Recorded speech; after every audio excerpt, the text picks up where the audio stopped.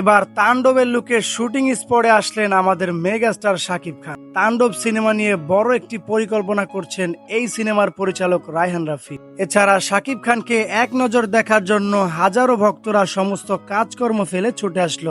শুধু যে ভক্তরাই শাকিব খানকে ভালোবাসে বিষয়টা এমন নয়, শাকিব খানও যে তার ভক্তদেরকে কতটা ভালোবাসে সেটা আবারও শাকিব খান হাত ইশারা দিয়ে বুঝিয়ে দিলেন।